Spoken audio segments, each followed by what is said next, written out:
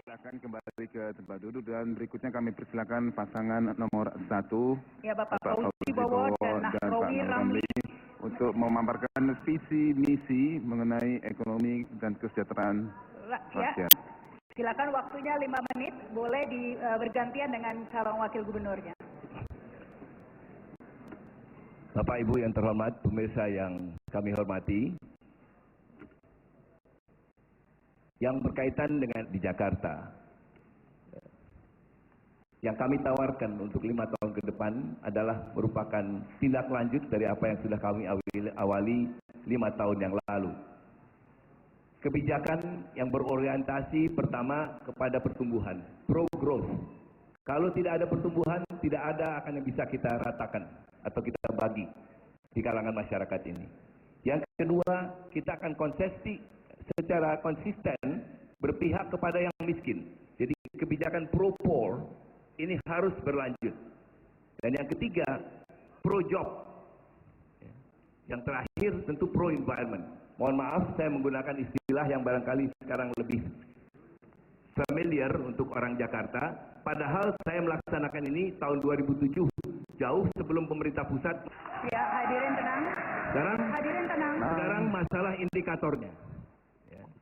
Dengan kebijakan seperti itu, pertumbuhan di Jakarta terus berlangsung, yang terakhir 6,7%. Tanpa pertumbuhan yang sebesar itu, tidak mungkin kita menciptakan lapangan kerja yang dibutuhkan di Jakarta ini. Kemudian, daripada itu kita lihat pertumbuhan APBD yang hampir 2 kali lipat, yang melebihi 2 kali lipat, mohon maaf. Waktu saya mengawali masa jabatan saya 20 triliun, sekarang sudah 41 triliun, tahun depan akan menjadi 44 triliun. Ya. Kemudian kita lihat lebih lanjut, pendapatan per kapita orang Jakarta ini sudah mendekati $11.000 Amerika Serikat per tahun di tahun 2012 ini. Itu baru $6.300 Amerika Serikat per kapita per tahun. Pertumbuhan seperti ini tentu juga diikuti dengan rasa kekhawatiran. Kekhawatiran yang seperti apa? Ini jelas menjadi concern saya sebagai pimpinan. Bahwa yang kaya tambah kaya, yang miskin tinggal di landasan. Tapi alhamdulillah ini tidak terjadi. Mengapa tidak terjadi? Karena kita punya kebijakan yang pro-poor tadi. Formatnya seperti apa? Biarkan saya selesaikan dulu ini. Formatnya seperti apa? Yang pertama, kita memberikan pendidikan gratis. 9 tahun, sekarang 12 tahun di Jakarta. Wajib belajar. Kedua, kesehatan gratis ini bukan hanya lip service. Sudah berlangsung di Jakarta sejak beberapa tahun yang lalu. Dan ini sudah dirasakan manfaatnya oleh orang Jakarta. Contohnya, usia harapan hidup orang Jakarta paling tinggi se-Indonesia. 78 tahun untuk ibu-ibu, termasuk Ibu Dina yang saya hormati. Dan 74,6 tahun untuk yang laki-laki. Ini adalah resultat dari jadi pro-poor, pro-job, dan di setiap koperasi untuk usaha mikro, saya tidak akan masuk terlalu jauh. Di setiap kelurahan ada koperasi jasa keuangan yang bisa diakses oleh siapa saja yang menjadi warga di kelurahan tersebut. Nanti akan ditambah oleh Pak Nahrawi Ramli. Ini yang saya ingin tekankan. Jadi pendidikan, kesehatan ini jangan dilihat secara terpisah, tapi ini merupakan bagian dari upaya kita dan pertumbuhan ekonomi tentunya untuk meningkatkan kesejahteraan warga di Jakarta. Saya ingin memberikan indikator lain. Indeks pembangunan manusia di Jakarta ini 78 dari skala 100. Dan ini termasuk yang tertinggi lagi di Indonesia. Padahal semua orang mengkhawatirkan di Jakarta ini ada diskriminasi buat yang miskin. Tapi itu tidak pernah terjadi. Dan ini merupakan kebijakan utama dari pemerintah daerah. Kita memang belum bisa menurunkan sampai di bawah 10%, tapi sekarang sudah ada pada level 10,8%, setiap tahun menurun. Angka kemiskinan, saya ulangi ini berkali-kali ini. Angka kemiskinan di Jakarta. Meskipun masih ada orang miskin dan cukup banyak jumlahnya, saya tidak puas dengan ini. Tapi persentase kemiskinan di Jakarta adalah yang paling rendah seluruh Indonesia. Ya, tenang. Tentu dengan kriteria yang baku.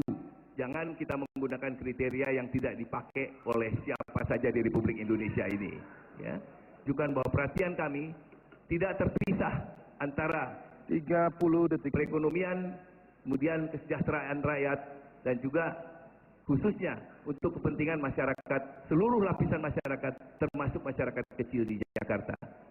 Pak Nahrawi menambahkan mengenai koperasi. Baik, terima kasih. Kita akan dahulukan kepentingan rakyat. Oleh karena itu, ekonomi liberal harus kita tangguhkan dan harus kerjakan di Jakarta ini. Bentuknya adalah koperasi. Baik, Pak Nahrawi, terima kasih. Bentuknya koperasi. Baik, terima kasih Bapak Fauzi Bowo Kita dan langsung Nahrawi Ramli. Ke panelis, Ibu Dina Septi, kami persilakan.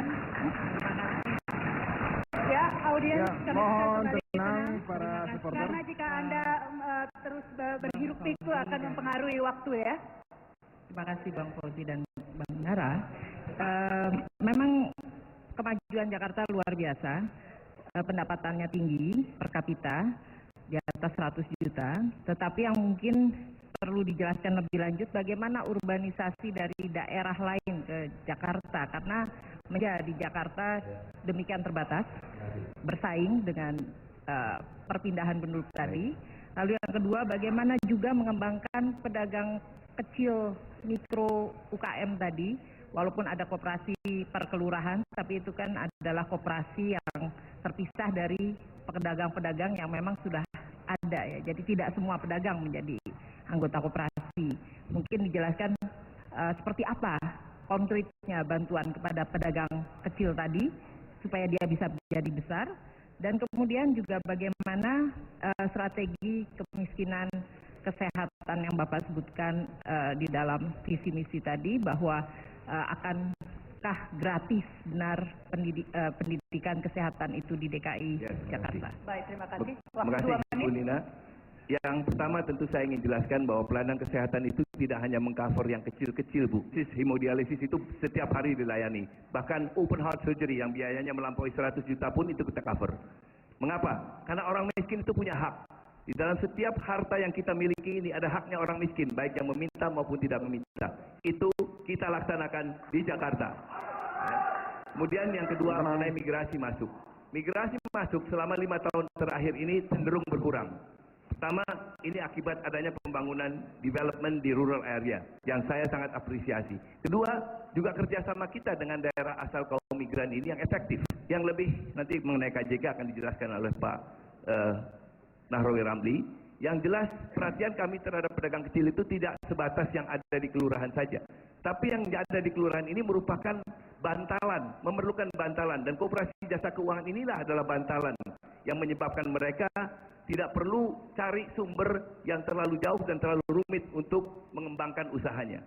Memang usaha itu terus harus ditingkatkan untuk KUR misalnya, kredit usaha rakyat. Yang ingin saya tambahkan tadi belum sempat saya singgung, yang belum sempat saya singgung adalah pasar. Kita sudah memberi peluang dan sudah terbukti banyak yang menjadi mitranya PD Pasar Jaya dalam merehabilitasi pasar-pasar tradisional. Dan manfaatnya luar biasa. Kita akan berikan peluang yang lebih besar lagi kepada koperasi pasar untuk mengembangkan pasar-pasar yang ada di Jakarta. Tidak benar kalau dikatakan pembangunan development itu hanya berpihak kepada mereka yang mampu atau developer, dan tidak benar juga bahwa semua pasar tradisional itu kumuh.